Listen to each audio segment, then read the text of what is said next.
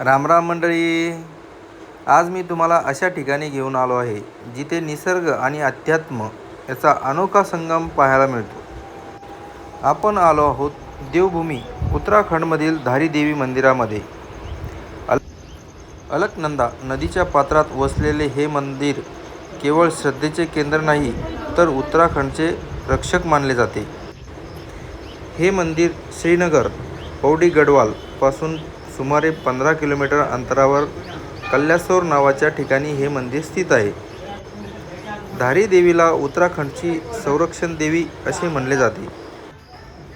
असे मानले जाते की चारधाम म्हणजेच बद्रीनाथ, केदारनाथ, गंगोत्री आणि यमुनोत्री यात्रेचे रक्षण स्वतः धारी देवीच करते।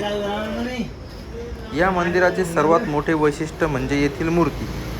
ही मूर्ती दिवसातून 3 वेळा आपले रूप बदलते।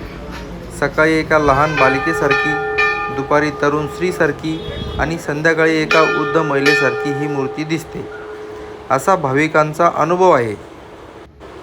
2013च्या केदारनाथ प्रलयाबद्दल तुम्ही ऐकलंच असेल।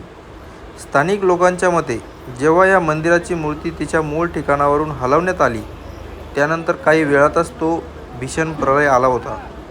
आज हे मंदिर पुन्हा त्याच ठिकाणी अत्यंत भव्य पद्धतीने बांधण्यात आले आहे। इथून दिसणारे निसर्ग सौंदर्य डोळ्याचे पारणे फेडणारे आहे। जर तुम्ही बद्रीनाथ किंवा केदारनाथला जात असाल तर या ठिकाणी थांबून धारी देवीचा आशीर्वाद घ्यावा।